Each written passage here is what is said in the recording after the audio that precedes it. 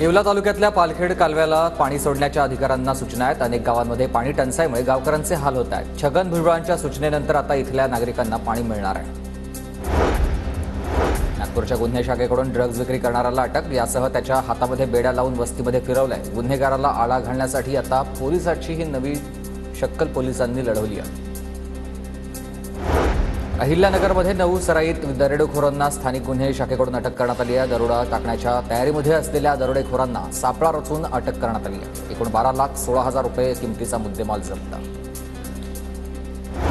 परभणीमध्ये बेटी बचाओ बेटी पढाओ दशकपूर्ती अभियानाचा शुभारंभ, जिल्हाधिकाऱ्यांनी दिली आहे बेटी बचाओ बेटी पढाओ बाबत शपथ।